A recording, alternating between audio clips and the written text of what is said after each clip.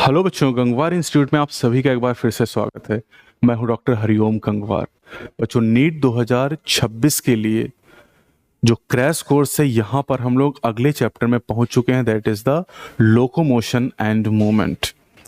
Human physiology में total 6 chapter हमारे पास हैं, जिसमें से 3 चैप्टर अभी तक हम लोग कवर कर चुके हैं। तो यहाँ पर जो लोकोमोशन एंड मूवमेंट चैप्टर के सबसे इम्पॉर्टेंट पॉइंट्स हैं, उनको हम लोग रिवाइज करेंगे, याद करने की कोशिश करेंगे, समझेंगे। तो चलिए स्टार्ट करते हैं। यहाँ पर ये टॉपिक हमारे पास है। तो सबसे पहले तो हम बात करते हैं कि मूवमेंट और लोकोमोशन में क्या अंतर है। तो प्लांट और एनिमल दोनों में बहुत सारे मूवमेंट होते हैं। जैसे प्लांट की बात करें तो प्लांट में फ्लटरिंग ऑफ लीव्स, पत्तियां हिलती हैं हवा चलने पर, that is a type of movement. Amoeba की बात करें तो अमीबा में जो प्रोटोप्लाज्म की स्ट्रीमिंग होती, प्रोटोप्लाज्म सेल के अंदर घूमता है, ये एक सिंपलेस्ट फॉर्म ऑफ मूवमेंट होता है। और इसी स्ट्रीमिंग की वजह से स्यूडोपोडिया या फॉल्स फीट का फॉर्मेशन होता है। स्यूडोपोडिया के द्वारा अमीबा एंड अमीबा में मूवमेंट होता है, इन्हें अमीबॉइड्स भी कहा जाता है। सिलिया के द्वारा पैरामीशियम मूवमेंट करता है। Flagella euglena, chlamydomonas, dinoflagellate, green algae, brown algae में पाए जाते हैं। टेंटिकल हाइड्रा में होते हैं। लिम्स के द्वारा ह्यूमंस मूवमेंट कर सकते हैं और फिन्स फिशेज में पाए जाते हैं। ह्यूमंस में लिम्स, जॉ, टंग, आईलिड, लिप्स, इन सभी में मूवमेंट होता है। और ऐसा कोई भी वॉलंटरी मूवमेंट जिससे ऑर्गेनिज्म का प्लेस या लोकेशन बदल जाए, उसी को हम लोकोमोशन कहते हैं। जैसे मैं बोल रहा हूं इस समय, तो इस समय मेरी लोकेशन नहीं बदल रही, मूवमेंट तो मैं कर रहा हूं, लेकिन ये लोकोमोशन नहीं है। लेकिन अगर मैं चलना शुरू करता हूं, दौड़ना शुरू करता हूं, है ना, तो ये लोकोमोशन हो जाएगा, लोकोमोटरी मूवमेंट हो जाएगा। Walking, running, climbing, swimming, flying, ये सब लोकोमोटरी मूवमेंट है। तो हम ये कह सकते हैं कि all locomotions are movement, but all movement are not locomotion. अगर मैं चल रहा हूं तो इसका मतलब ये मूवमेंट और लोकोमोशन दोनों है। लेकिन अगर मैं बोल रहा हूं तो मेरे लिप्स में, टंग में मूवमेंट हो रहा है, लेकिन ये लोकोमोशन नहीं है। तो ये इंपॉर्टेंट स्टेटमेंट है। हाइड्रा में टेंटिकल लोकोमोशन में रोल प्ले करते हैं और फूड को कैप्चर करने में भी। पैरामीशियम में सिलिया लोकोमोशन में मदद करते हैं और गलेट या साइटोफेरिंग्स के द्वारा फूड के मूवमेंट में भी। ह्यूमन में लिम्स लोकोमोशन में मदद करते हैं और बॉडी के पोस्चर को चेंज करने में भी हेल्प करते हैं। इसका मतलब है कि लोकोमोटरी स्ट्रक्चर उन ऑर्गन्स से डिफरेंट नहीं होते, उनका अलग होना जरूरी नहीं है, जो दूसरे टाइप के मूवमेंट भी करते हैं। लोकोमोशन का तरीका habitat and demand of situation पर निर्भर करता है। अगर आप ब्रीदिंग मैकेनिज्म को याद करें तो ब्रीदिंग मैकेनिज्म आपको याद होगी कि हैबिटेट और लेवल ऑफ ऑर्गेनाइजेशन पर निर्भर करती है। टाइप ऑफ नाइट्रोजनस वेस्ट जो होता है वो हैबिटेट या अवेलेबिलिटी ऑफ वाटर पर निर्भर करता है। Method of locomotion habitat and demand of situation पर निर्भर करता है। पर्पज की बात करें, ऑर्गेनिज्म क्यों लोकोमोशन करते हैं, तो फूड के लिए, खाना ढूंढने के लिए, शेल्टर ढूंढने के लिए, मेट साथी ढूंढने के लिए, और साथी मिल गया तो फिर जगह चाहिए, सुटेबल ब्रीडिंग ग्राउंड ढूंढने के लिए, फेवरेबल क्लाइमेटिक कंडीशन के लिए, और अपने शत्रुओं से या दुश्मनों से बचने के लिए, शिकारियों से बचने के लिए लोकोमोशन करते हैं। अब ह्यूमन बॉडी में अगर मूवमेंट की बात करें तो 3 तरह के मूवमेंट ह्यूमन बॉडी में पाए जाते हैं। One is called amoeboid movement, second is the ciliary movement and third is the muscular movement. Amoeboid movement pseudopodia की मदद से होता है। स्यूडोपोडिया का फॉर्मेशन स्ट्रीमिंग ऑफ प्रोटोप्लाज्म के द्वारा होता है और cytoskeletal element microfilament amoeboid movement में हेल्प करते हैं। साइटोस्केलेटल एलिमेंट 3 तरह के होते हैं, microtubule, microfilament and intermediate filament. अब हमारी बॉडी में जो मैक्रोफेजेस होती हैं, जो एरियोलर टिश्यू में पाई जाती हैं, और जो डब्ल्यूबीसी जो ब्लड में होती है, ये अमीबॉइड मूवमेंट करते हैं।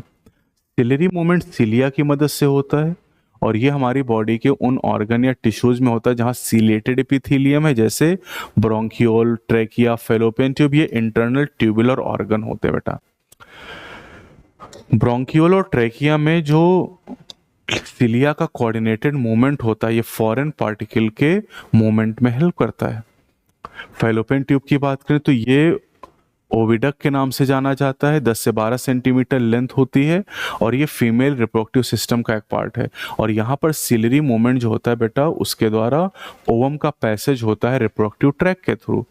मस्कुलर मूवमेंट मसल के द्वारा होने वाला मूवमेंट है और ये मूवमेंट टंग में, जॉज में, आईलिड और लिम्ब में होता है। और मस्कुलर मूवमेंट में जो मसल की कॉन्ट्रेक्टाइल प्रॉपर्टी है, इसका यूज लोकोमोशन और मूवमेंट में किया जाता है। लोकोमोशन के लिए मस्कुलर सिस्टम, स्केलेटल सिस्टम और न्यूरल सिस्टम का कोऑर्डिनेटेड मूवमेंट की जरूरत पड़ती है। अब हम लोग बात करेंगे मसल के बारे में। उससे पहले एनसीईआरटी ने यह भी कहा कि फ्लैजिलर मूवमेंट जो होता है बेटा, ये फ्लैजिला के द्वारा होता है। और फ्लैजिलर मूवमेंट कहाँ होता है? यूग्लिना में, जैसे हो गया यहाँ पर 2 फ्लैजिला होते हैं, एक लॉन्ग और एक शॉर्ट। ट्रिपैनोसोमा एक प्रोटोजोवन है ना। फ्लैजिलाइट का एग्जाम्पल है। स्पॉन्जेस में वाटर करंट को मेंटेन करने के लिए जो कोइनोसाइट होती हैं वो फ्लैजिलेटेड सेल होती हैं। डायनोफ्लैजिलेट में flagellar movement. Swimming of spermatozoa in bryophyte and pteridophyte, ये सब फ्लैजिलर मूवमेंट के एग्जाम्पल हैं। ह्यूमन बॉडी में फ्लैजिलर मूवमेंट नहीं होता है। ह्यूमन बॉडी में 3 ही तरह के मूवमेंट हैं, amoeboid, ciliary and the muscular. Flagellar अलग से आपको यहाँ पर याद करना है, ठीक है। अब cilia and flagella are outgrowth of the cell membrane, ये हम सिलिया फ्लैजिला चैप्टर 8 में पढ़ चुके हैं। और लोकोमोटरी स्ट्रक्चर की अगर हम बात करें तो ये सिलिया और फ्लैजिला लोकोमोशन में, मूवमेंट में रोल प्ले करते हैं। मसल की ओरिजिन मीजोडर्मल होती है। मसल के अलावा नोटोकॉर्ड और हार्ट भी मीजोडर्मल ओरिजिन के होते हैं। 40 से 50% जो बॉडी का वेट है ये मसल के द्वारा कंट्रीब्यूटेड होता है ना। और मसल में कौन कौन सी प्रॉपर्टीज है? Excitability, contractility, extensibility and elasticity property पाई जाती है। मसल जो होती हैं वो रेगुलेशन के आधार पे वॉलंटरी, इनवॉलंटरी, अपीयरेंस के आधार पे स्ट्रिएटेड, अनस्ट्रिएटेड, और लोकेशन के आधार पे अगर हम बात करें तो 3 तरह की मसल होती हैं। Skeletal muscle, visceral muscle, cardiac muscle. Skeletal muscle bone से या स्केलेटल कंपोनेंट से क्लोजली एसोसिएटेड होती हैं। Visceral muscle internal hollow organ की वॉल में पाई जाती हैं। कार्डियक मसल केवल और केवल हमारे हार्ट में होती हैं। अब स्केलेटल मसल जो होती हैं वो स्केलेटल कंपोनेंट या स्केलेटल बोन से कनेक्ट होती हैं। स्ट्रिएटेड अपीयरेंस होता है इन्हें, इसलिए स्ट्रिएटेड मसल कहा जाता है। और चूंकि रेगुलेशन की अगर बात करें तो रेगुलेशन के आधार पर इन्हें वॉलंटरी मसल कहते हैं, क्योंकि अपनी इच्छा से इनको हम कंट्रोल कर सकते हैं। Example is the biceps and triceps muscle, है ना, जो हमारे हाथ में होती है, bicep and triceps. Skeletal muscle locomotory movement में इन्वॉल्व होती हैं और बॉडी पोस्चर को चेंज करने में हेल्प करती हैं। विसरल मसल, इनमें स्ट्रिएशन नहीं पाए जाते हैं और इसलिए इन्हें स्मूथ या अनस्ट्रेटेड मसल कहा जाता है। रेगुलेशन के आधार पे ये इनवॉलंटरी मसल होती हैं और ये हमारे इंटरनल हॉलो ऑर्गन या विसरल ऑर्गन में पाई जाती हैं, जैसे कि वॉल ऑफ ब्लड वेसल में, ट्यूनिका मीडिया में आपको मिलती है। ब्लड वेसल की वॉल में 3 लेयर होती हैं आर्टरी वेन में, tunica externa, tunica media and tunica intima. Wall of urinary bladder, wall of alimentary canal जैसे स्टमक और इंटेस्टाइन की वॉल में होती है और फूड के ट्रांसपोर्टेशन में हेल्प करती हैं। रिप्रोडक्टिव ट्रैक्ट या जेनाइटल ट्रैक्ट में भी जो मसल होती हैं, स्मूथ मसल, वो गैमीट के ट्रांसपोर्ट में हेल्प करती हैं। कार्डियक मसल केवल और केवल हमारे हार्ट में पाई जाती हैं। स्ट्रिएशन होते हैं लेकिन ये इनवॉलंटरी होते हैं और इनमें ब्रांचिंग पाई जाती है। ठीक है, अब आते हैं स्केलेटल मसल डिटेल में सिलेबस में। तो स्केलेटल मसल की बात करें तो एक स्केलेटल मसल का टीएस दिखाया गया है। एक स्केलेटल मसल बहुत सारे मसल बंडल या फेजिकल से मिलकर बनी होती है। मसल बंडल या फेजिकल की जो कवरिंग होती है उसे फेशिया कहा जाता है। ये कोलेजिनस कनेक्टिव टिश्यू लेयर होती है और फेशिया के द्वारा आप देखो तो अलग अलग जो फेजिकल आपस में कनेक्टेड भी होते हैं। अब फेसिकल या मसल बंडल के अंदर बहुत सारे मसल फाइबर होते हैं जिन्हें मसल सेल भी कहा जाता है। और ये जो मसल सेल होती है बेटा, ये मसल सेल एनाटॉमिकल यूनिट होती है मसल की। मसल फाइबर या मसल सेल एनाटॉमिकल यूनिट होती हैं। अब एक मसल फाइबर या मसल सेल आपको यहां पर दिखाई गई है। मसल फाइबर एक मसल सेल है तो सबसे बाहर ये सेल मेम्ब्रेन होगी जिसे सार्कोलेमा कहा जाता है। इसके अंदर साइटोप्लाज्म को सार्कोप्लाज्म कहा जाता है ना। और यहाँ पर एक से ज़्यादा न्यूक्लियाई है, मतलब ये मल्टी न्यूक्लिएटेड, जिसे सिंसाइसियम कहा जाता है। स्केलेटल मसल फाइबर सिंसाइसियम होते हैं। यहाँ पर जो एंडोप्लाज्मिक रेटिकुलम होते हैं उसे सार्कोप्लाज्मिक रेटिकुलम कहते हैं, और ये कैल्शियम आयन का स्टोर हाउस है। अब सार्कोप्लाज्म के अंदर बहुत सारे फाइब्रिल होते हैं जिन्हें मायोफाइब्रिल या मायोफिलामेंट कहा जाता है। मसल की स्टडी को सार्कोलॉजी या मायोलॉजी कहा जाता है। अब मायोफाइब्रिल एक आपको दिखाया गया है, मायोफाइब्रिल या मायोफिलामेंट, इसमें ऑल्टरनेट लाइट और डार्क बैंड होते हैं। लाइट बैंड को थिन फिलामेंट या एक्टिन फिलामेंट या आई बैंड कहते हैं, आइसोट्रॉपिक बैंड। और जो डार्क बैंड है इसे थिक फिलामेंट, मायोसिन फिलामेंट या ए बैंड या एन आइसोट्रॉपिक बैंड कहा जाता है। स्ट्रिएटेड अपीयरेंस जो स्केलेटल मसल का होता है ये एक्टिन और मायोसिन के डिस्ट्रीब्यूशन पैटर्न की वजह से होता है, अल्टरनेट पैटर्न में पाई जाती हैं। अब यहाँ पर जो आई और ए बैंड होते हैं ऑल्टरनेट मैनर में अरेंज होते हैं, और आई बैंड के बीचों बीच जो लाइन होती है उसे हम जेड लाइन कहते हैं। ए बैंड के बीचों बीच की जो लाइन होती है उसे एम लाइन का नाम दिया जाता है। और आप देखो तो रेस्टिंग कंडीशन का डायग्राम है। रेस्टिंग कंडीशन में आई बैंड का कुछ हिस्सा आप देख सकते हो, ये ए बैंड को ओवरलैप कर रहा है। जो एक्टिन फिलामेंट है, एक्टिन फिलामेंट का वो हिस्सा जो ओवरलैपिंग नहीं कर रहा है उसी को हम लोग आई बैंड कहते हैं। जबकि मायोसिन फिलामेंट की अगर हम लोग बात करें तो मायोसिन फिलामेंट का पूरा पार्ट चाहे वो ओवरलैप हो चाहे ना हो उसे ए बैंड कहते हैं। दो जेड लाइन के बीच की जो दूरी होती है बेटा उसे सार्कोमियर कहा जाता है। यानी एक सार्कोमियर में एक कंप्लीट ए बैंड आता है और दो हाफ आई बैंड आ जाते हैं। और ये जो सार्कोमियर है इसी को हम कहते हैं functional unit of muscle contraction. Functional unit of muscle contraction. और ये जो सार्कोमियर होता है ना, जो सार्कोमियर है ये फंक्शनल यूनिट हो गई। और यहाँ पर जो ए बैंड का वो हिस्सा जो ओवरलैप नहीं है आई बैंड से उसे हम एच जोन के नाम से जानते हैं। जो आई बैंड होता है, आई बैंड को जेड लाइन दो पार्ट में डिवाइड कर दी और दोनों पार्ट इस जेड लाइन से टाइटली यानी फर्मली अटैच हो जाते हैं। तो सार्कोमियर में दो half I band plus one A band होता है। Sarcomere is the length of myofibril between two successive jet line and this is the functional unit of muscle contraction. Thick filament का central part जो thin filament से overlap नहीं है उसे हम H zone कहते हैं। और शॉर्टनिंग ऑफ सार्कोमियर को मसल कॉन्ट्रैक्शन कहा जाता है। मसल कॉन्ट्रैक्शन के समय सार्कोमियर डिक्रीज होता है, आई बैंड डिक्रीज होता है, एच जोन डिक्रीज होता है और डिसअपियर भी हो सकता है मैक्सिमम कॉन्ट्रैक्शन के स्टेट में, लेकिन ए बैंड में कोई चेंज नहीं होता। यानी ए बैंड जो होता है वो अपनी लेंथ को रिटेन करता है। अब यहाँ पर हम लोग एक्टिन और मायोसिन जो प्रोटीन है इनके स्ट्रक्चर को हम लोग डिटेल में पढ़ेंगे और साथ ही साथ मैकेनिज्म ऑफ मसल कॉन्ट्रैक्शन के बारे में भी बात करेंगे। तो सबसे पहले कॉन्ट्रैक्टाइल प्रोटीन की बात करते हैं, एक्टिन एंड मायोसिन फिलामेंट।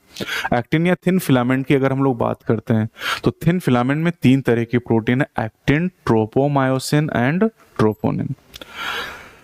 ठीक है। अब अगर हम एक्टिन की बात करें तो एक एक्टिन जो होता है वो दो एफ एक्टिन से बना होता है, फिलामेंटस एक्टिन। एक एक्टिन फिलामेंट दो एफ एक्टिन से बना होता है। यानी जो एफ एक्टिन होता है ये जी एक्टिन का, ठीक है, एक एक्टिन दो एफ एक्टिन से बना है और जो एफ एक्टिन है वो कई सारे जी एक्टिन से मिलकर बना होता है। वैसे 13 होता है लेकिन एनसीईआरटी में नंबर दिया नहीं गया है। तो जी एक्टिन से मिलके एफ एक्टिन बनते हैं और एफ एक्टिन एक्टिन फिलामेंट को बनाता है ये, ठीक है। ये जी एक्टिन हो गया और बहुत सारे जी एक्टिन मिलके एफ एक्टिन बनाता है और दो एफ एक्टिन मिलके एक एक्टिन फिलामेंट को बनाता है। तो यहां पर आप देख सकते हैं दो एफ एक्टिन आपको दिखाए गए। अब इन एफ एक्टिन के पैरेलली आप देख सकते हैं कि एक और प्रोटीन है ट्रोपोमायोसिन जो इनके साथ लिपटी हुई है। और ट्रोपोमायोसिन के ऊपर एक रेगुलर इंटरवल में ट्रोपोनिन नाम की एक कॉम्प्लेक्स प्रोटीन पाई जाती है और इसमें 3 सब यूनिट आपको दिखाई गई रेगुलर इंटरवल पे। तो यहाँ पर तीनों प्रोटीन आपको दिखाई दे रही हैं, एफ एक्टिन मतलब actin filament, tropomyosin and troponin. Resting या रिलैक्स्ड स्टेट की अगर हम बात करें तो रेस्टिंग स्टेट में ट्रोपोनिन की एक सब यूनिट मायोसिन बाइंडिंग साइट को मास्क करती है एक्टिन फिलामेंट के ऊपर। थिक फिलामेंट की बात करें तो मायोसिन फिलामेंट पॉलीमर होता बहुत सारे मीरोमायोसिन का। मीरोमायोसिन में दो पार्ट होते हैं, एक इसका पार्ट जो होता है उससे हम लोग कहते हैं हैवी मीरोमायोसिन HMM या क्रॉस आर्म, और दूसरा जो पार्ट होता है उसे कहते हैं टेल या लाइट मीरोमायोसिन LMM। जो हैवी मीरोमायोसिन होता है HMM, इसमें दो पार्ट होते हैं, हेड एंड आर्म, और बाकी एक टेल हो जाएगा। Light meromyosin head ATPase enzyme होता है और इस पे दो एक्टिव साइट होती हैं, ऊपर की तरफ एक्टिन बाइंडिंग साइट ABS और नीचे की तरफ ATP बाइंडिंग साइट। तो ये पार्ट हो गया मीरोमायोसिन। अब बात करते हैं mechanism of muscle contraction. Muscle contraction की जो मैकेनिज्म है that is sliding filament theory, और इसमें यह कहा जाता है कि मसल कॉन्ट्रैक्शन होता है due to sliding of thin filament over thick filament. Thin filament thick filament के ऊपर स्लाइड करता है, सरकता है। अब यहां पर एक मोटर न्यूरॉन और एक मसल फाइबर को मिला के कहते हैं मोटर यूनिट।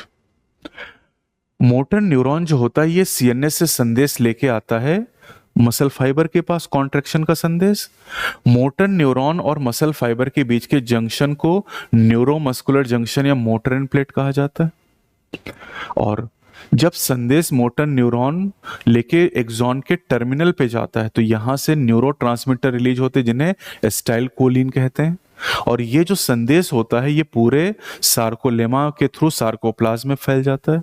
जब सार्कोप्लाज्म में संदेश फैल जाता है तो सार्कोप्लाज्मी रेटिकुलम से कैल्शियम आयन रिलीज हो जाते हैं सार्कोप्लाज्म के अंदर, और ये कैल्शियम आयन जाके ट्रोपोनिन की सब यूनिट से जुड़ जाते हैं, और जैसे जुड़ते हैं वो अनमास्किंग कर देता है। तो increase in calcium in the sarcoplasm, binding of calcium with a सब unit of troponin, unmasking of myosin binding site on actin, और अब एटीपीएज एंजाइम ATP को हाइड्रोलाइज करके एनर्जी को रिलीज करता है, और उस एनर्जी का यूज करके मायोसिन एक्टिन के साथ जुड़ जाता है जिससे क्रॉस ब्रिज बनता है। और जैसे एक्टिन मायोसिन जुड़ते हैं, अब मायोसिन अपने सेंटर यानी M लाइन की तरफ दोनों तरफ से एक्टिन फिलामेंट को खींचता है, जिससे Z लाइन भी दोनों तरफ से खींच आती है। अब Z लाइन जब दोनों तरफ से खींचेगी तो दोनों Z लाइन के बीच की दूरी कम हो जाएगी, shortening of sarcomere, that is called muscle contraction. तो cross bridge pull the actin filament towards the centre of A band, और Z line also pulled inward, shortening of sarcomere, और इसे कहते हैं मसल कॉन्ट्रैक्शन। और मसल कॉन्ट्रैक्शन के समय आपको ध्यान रखना है कि A बैंड में कोई चेंज नहीं होता, हर साल नीट में पूछा जाता है। I बैंड रिड्यूस होगा, सार्कोमियर रिड्यूस होगा, H जोन रिड्यूस होगा, और मैक्सिमम कॉन्ट्रैक्शन की स्टेट में H जोन डिसअपियर भी हो सकता है। ठीक है, तो अब जो कैल्शियम आयन है जब ये वापस सार्कोप्लाज्मिक सिस्टर्नी में जाएंगे तो मायोसिन बाइंडिंग साइट की मास्किंग हो जाएगी, और मास्किंग होने की वजह से क्रॉस ब्रिज टूट जाएगा, और इसकी वजह से जो Z लाइन है ओरिजिनल पोजीशन पे जाएंगी, दैट इज मसल रिलैक्सेशन। अलग अलग मसल में जो रिएक्शन टाइम फाइबर का होता है वो अलग अलग होता है। अगर स्केलेटल मसल में बार बार एक्टिवेशन हो रहा, बार बार वो कॉन्ट्रैक्ट कर रहे हैं, तो इससे ग्लाइकोजन का एनारोबिक ब्रेकडाउन होगा जिससे लैक्टिक एसिड बनेगा, और लैक्टिक एसिड फटीग कॉज करेगा, थकावट। मायोग्लोबिन एक रेड कलर का ऑक्सीजन स्टोरिंग पिगमेंट है। हीमोग्लोबिन ऑक्सीजन को कैरी करने वाला पिगमेंट है। मायोग्लोबिन ऑक्सीजन को स्टोर करने वाला एक कॉम्प्लेक्स प्रोटीन है, और ये हमारी मसल में होता है। अब जिन मसल में मायोग्लोबिन ज्यादा होता है उन्हें रेड मसल कहते हैं, और कम होता तो व्हाइट मसल कहते हैं। तो रेड मसल या रेड फाइबर और व्हाइट मसल या व्हाइट फाइबर, देखो मायोग्लोबिन रेड मसल में ज्यादा है, व्हाइट मसल में कम है। अपीयरेंस रेड मसल का रेडिश है और व्हाइट मसल का व्हाइटिश है, पेल। माइटोकॉन्ड्रिया रेड मसल में ज्यादा है और व्हाइट मसल में कम है। सार्कोप्लाज्मिक रेटिकुलम में उल्टा करना, ये रेड मसल में कम है और व्हाइट मसल में ज्यादा है। प्रोसेस की बात करें तो रेड मसल एरोबिक मसल है और व्हाइट मसल एनारोबिक है। ये तो हो गया मस्कुलर सिस्टम। अब स्केलेटल सिस्टम की बात करते हैं। हमारा जो स्केलेटल सिस्टम है वो 206 हड्डियों का और कुछ कार्टिलेजेस का बना होता है। कार्टिलेज ज्यादा डिटेल में है नहीं। बोन और कार्टिलेज स्पेशलाइज्ड कनेक्टिव टिश्यू होते हैं, ब्लड भी स्पेशल कनेक्टिव टिश्यू है। स्केलेटल सिस्टम हमारी बॉडी में लोकोमोशन और मूवमेंट में इंपॉर्टेंट रोल प्ले करता है। बोन का जो इंटरसेलुलर मैट्रिक्स होता है वो हार्ड एंड नॉन प्लायबल होता है ड्यू टू कैल्शियम सॉल्ट, और कार्टिलेज प्लायबल होती हैं स्लाइटली क्योंकि इनमें कॉन्ड्रोइटिन सॉल्ट पाए जाते हैं। ह्यूमन स्केलेटल सिस्टम को दो पार्ट में डिवाइड करते हैं, एक्सियल स्केलेटन जिसमें 80 बोन और अपेंडिकुलर स्केलेटन जिसमें 126 बोन है। तो पहले एक्सियल स्केलेटन की बात करते हैं जहां पर 80 बोन है। अब इसमें जो पहला पार्ट वो स्कल है, और स्कल में अब एनसीईआरटी के हिसाब से 22 हड्डियां बचेंगी। ठीक, 22 हड्डियां स्कल में है। वर्टिब्रल कॉलम में 26 हो गई, स्टर्नम 1 हो गई, रिब 24 हो गई। इसके बाद यहां पर ईयर ऑजिकल में 6 बोन हो जाएंगी, और एक पार्ट हो जाएगा हॉयड बोन सिंगल, हॉयड बोन ये एक हो जाएगी। तो इसका मतलब ये 22 और 26 ये कितनी हो गई? ये हो गई 48, एक 49 और एक इसको जोड़ लो 50 और 24 और 6 30, 50 और 30 80 बोन हो जाएंगे। तो ये एक्सियल स्केलेटन हो गया। अब एनसीईआरटी में ये जो स्कल है उससे बाहर कर दिया गया हॉयड बोन को और ईयरोस्केल को। तो स्कल में 22 बोन्स है, जहां पर क्रेनियल बोन 8 है और फेसियल बोन 14 है। क्रेनियल बोन हमारे क्रेनियम को बनाते हैं जिसे ब्रेन बॉक्स कहते हैं, इसी के अंदर हमारा ब्रेन रखा हुआ है। और फेशियल बोन फेशियल रीजन को बनाती हैं जो हमारे स्कल का फ्रंट पार्ट होता है। ठीक है, अब हॉयड बोन को अलग कर दिया गया तो इसको यहां पर हम गिनेंगे नहीं। हॉयड बोन एक होगी, यू शेप की होती है, presence at the base of the buccal cavity and not included in school. ये हमारे स्कल में इंक्लूडेड नहीं है, ये एनसीईआरटी में लेटेस्ट चेंजेस किए गए। ईयर ऑजिकल को भी हम स्कल में काउंट नहीं करेंगे, है ना। ईयर ऑजिकल 6 हैं, मतलब 6 छोटी छोटी हड्डियां जो कि मिडिल ईयर कैविटी में पाई जाती हैं। एक मिडिल ईयर में 3 टाइनी बोन पाई जाती हैं, और इसको हम मिस से याद करेंगे आउटर सिनर साइड में malleus, incus and steps. Vertebral column या बैकबोन जिसे हम रीढ़ कहते हैं, हमारी रीढ़ जो होती 26 हड्डियों से बनी होती जिन्हें वर्टिब्री कहते हैं, और ये हमारे डोर्सल साइड में पाई जाती हैं। इन्हें हम 5 रीजन में डिवाइड करते हैं, सर्वाइकल, थोरेसिक, लंबर, सैक्रल, कॉकिजियल, और सीक्वेंस होता है 7 12 5 1 1। जो सैक्रल और कॉकिजियल है ये फ्यूज्ड बोन होती हैं ना, ये 7 12 5 1 1 आप याद कर लेना। अब पहली जो वर्टिब्री होती है उसे हम एटलस कहते हैं, दूसरी एक्सिस होती है ना। तो और 2 वर्टिब्री के बीच में एक कार्टिलेज की बनी हुई डिस्क होती है जिसे इंटरवर्टिब्रल डिस्क कहते हैं। सर्वाइकल वर्टिब्री ज्यादातर मैमल में 7 होती, कुछ एक्सेप्शन है लेकिन ज्यादातर मैमल में 7 सर्वाइकल वर्टिब्री होती हैं। हमारे स्कल से 2 उभार निकले होते हैं जिसे हम ऑसिपिटल कॉन्डाइल के नाम से जानते हैं, और ऑसिपिटल कॉन्डाइल 2 हैं इसीलिए हमारा स्कल डाइकॉन्डाइलिक होता है। और इन कॉन्डाइल की मदद से जो एटलस होता है स्कल के साथ फ्यूज हो जाता है। हमारी वर्टिब्री के अंदर एक हॉलो पोर्शन पाया जाता है जिसे न्यूरल कैनाल कहते हैं, और इसी न्यूरल कैनाल के थ्रू स्पाइनल कॉर्ड पास होता है। वर्टिब्रल कॉलम के काम क्या है? प्रोटेक्ट द स्पाइनल कॉर्ड, हमारे हेड को सपोर्ट करना, form main framework of trunk, हमारे धड़ का मुख्य ढांचा बनाता है ये, और साथ ही हमारी पीठ की मसल को अटैचमेंट देता है। और रिब भी हमारे वर्टिब्रल कॉलम से ही अटैच होती हैं थोरेसिक रीजन से। स्टर्नम की बात करें इसे कॉमनली ब्रेस्ट बोन कहा जाता है, और ये वेंट्रल मिडलाइन ऑफ थोरैक्स में पाई जाती है। रिब 12 पेयर होती, थिन फ्लैट बोन होती, और इन्हें बाइसिफेलिक कहते हैं क्योंकि इनमें 2 आर्टिकुलेशन सरफेसेस पाई जाती हैं डोर्सल साइड में, इसलिए बाइसिफेलिक हो जाएंगी। अब रिब जो होती है बेटा वो 3 तरह की होती हैं, एक होती है ट्रू रिब, दूसरी फॉल्स, और तीसरी फ्लोटिंग रिब होती है। रिब को अगर आप देखें तो सारी रिब डोर्सल साइड में वर्टिब्रल कॉलम से जुड़ी हैं, और डोर्सल साइड में 2 हेड आपको हर रिब में दिखाई दे रहे हैं। अटैचमेंट में जो अंतर है वो वेंट्रल साइड में होता है। वेंट्रल साइड में जो पहली 7 पेयर रिब होती हैं बेटा वो वेंट्रल साइड में डायरेक्टली स्टर्नम से जुड़ी होती हैं with the help of hyaline cartilage. 8वीं 9वीं 10वीं पेयर जो रिब होती हैं वो 7वीं रिब से अटैच होती हैं with the help of hyaline cartilage, और जो आखिरी की 2 पेयर होती है वो वेंट्रली अटैच नहीं होती। डोर्सल साइड में सारी की सारी वर्टिब्रल कॉलम से अटैच हैं। तो ribs are of 3 type, true rib या वर्टिब्रो स्टर्नल रिब पहली 7 पेयर, डॉर्सल में तो सब में कॉमन है वर्टिब्रल कॉलम से अटैचमेंट। वेंट्रल में ध्यान रखना है ये स्टर्नम से अटैच है। False rib vertebro Condell rib कहलाती हैं। 8वीं 9वीं 10वीं पेयर 3 पेयर हो गए। वेंट्रल में 7वीं रिब से अटैच होती हैं। और फ्लोटिंग रिब इन्हें वर्टिब्रल रिब भी कहते हैं। 11th and 12th pair last के 2 पेयर हैं और वेंट्रल साइड में ये अटैच नहीं होती हैं। ठीक है। थोरेसिक वर्टिब्री 12, एक स्टर्नम और रिब्स ये मिलकर रिब केज का फॉर्मेशन करती हैं। अब आते हैं स्केलेटल सिस्टम पार्ट 2। अब हम लोग अपेंडिकुलर स्केलेटन की बात करेंगे। अपेंडिकुलर स्केलेटन को अगर हम लोग देखें तो इसमें 126 हड्डियां टोटल हैं। लिम्स में 120 हड्डियां और गर्डल में 6 हड्डियां। अब लिम्स में अगर हम देखें तो 4 लिम्ब, अपर लिम्ब जिनको हाथ कहते हैं, दोनों हाथ में 30-30 मतलब 60 हड्डियां, और लोअर लिम्ब यानी पैर में 30-30 हड्डियां मतलब 60। तो इस तरीके से हर लिम्ब में 4 लिम्ब हमारे पास हैं, 2 हाथ 2 पैर, हर लिम्ब में 30-30 हड्डियां हो गई। गर्डिल की बात करें तो पेक्टोरल गर्डिल जो है उसमें 4 हड्डियां हैं, पेल्विक गर्डिल में 2 हड्डियां हैं। देखिए 4 लिम्ब की बात करते हैं हाथ में, तो हाथ में 30 हड्डियां हैं, एक ह्यूमरस, एक रेडियस, एक अल्ना।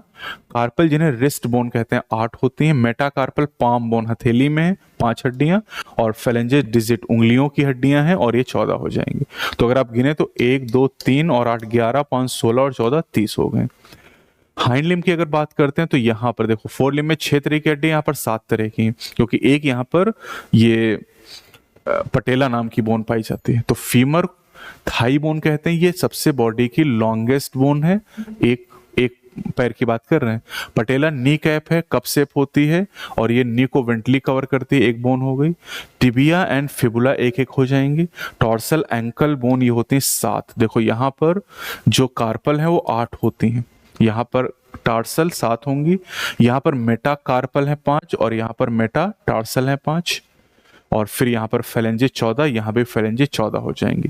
तो टार्सल में 7 है और यहाँ पर कार्पल में 8 है, तो एक नंबर जो कम हुआ वो पटेला यहाँ कवर कर लेता है। तो आप गिन लो 1 2 3 4 7 11 5 16 और 14 30 बोन हो जाएंगे। गर्डिल में 6 हड्डियां हैं, ठीक है। और गर्डिल 2 तरीके के हमारे, pectoral girdle and the pelvic girdle. इसे शोल्डर गर्डिल भी कहते हैं और इसे हिप गर्डिल कहते हैं। गर्डिल का काम क्या है?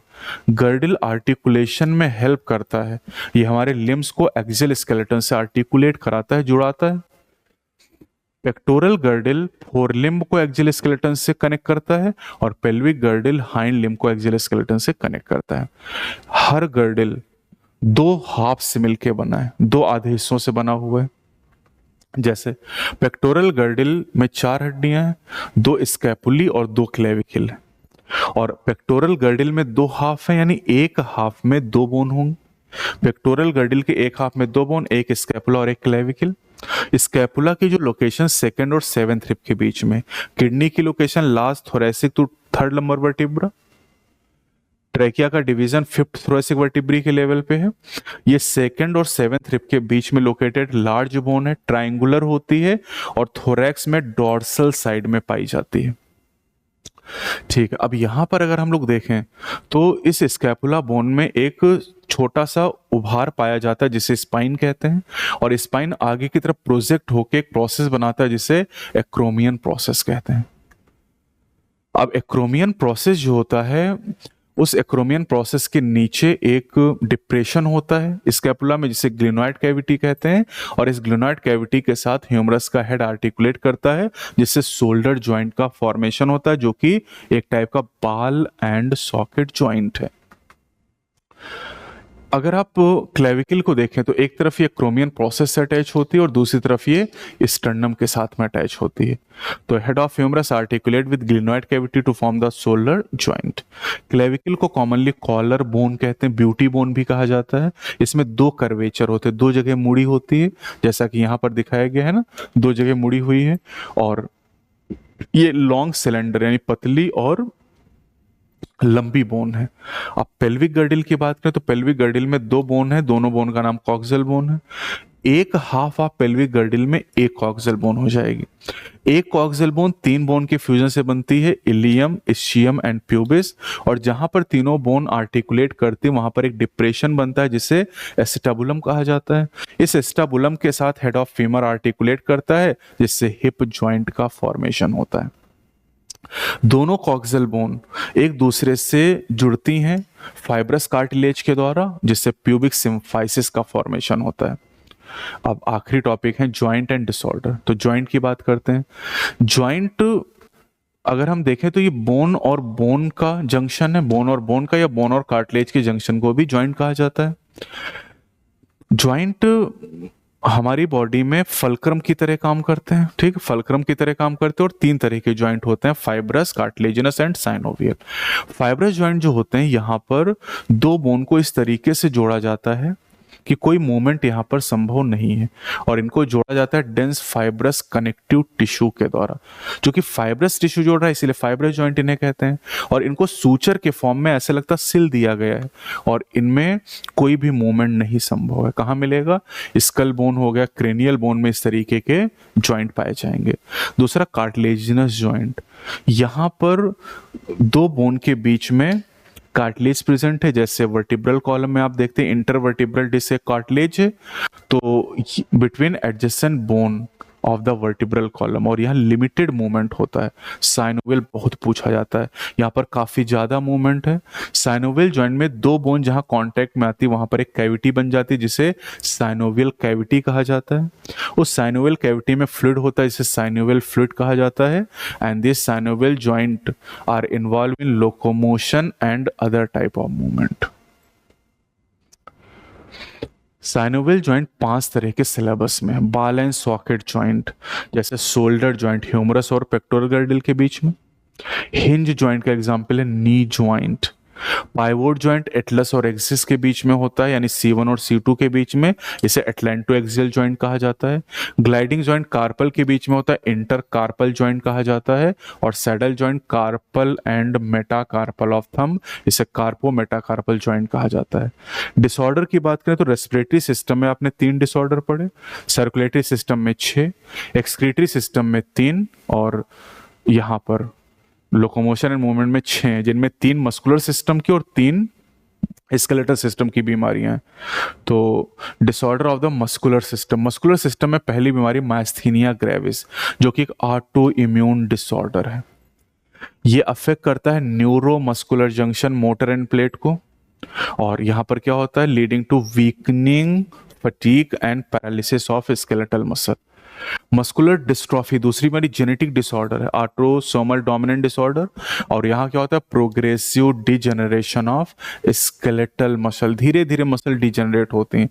तीसरा है tetany, this is rapid spasm या wild contraction due to low calcium in body fluid. Skeletal system की बात करें तो पहली हमारी अर्थराइटिस, इन्फ्लेमेशन ऑफ जॉइंट। दूसरा गाउट गठिया, जिसे कहते हैं inflammation of joint due to accumulation of uric acid crystal, बहुत पूछा गया है।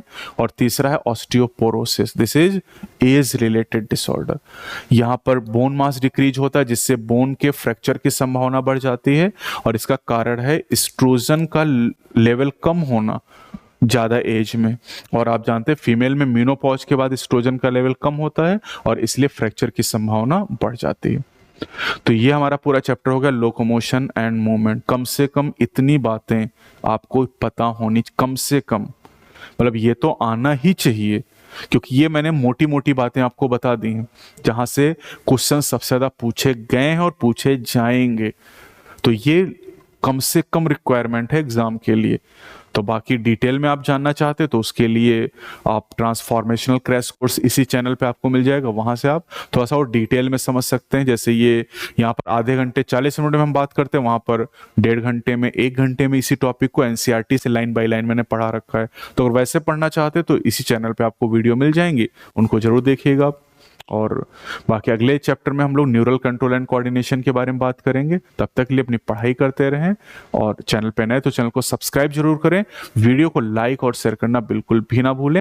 जय हिंद, जय भारत।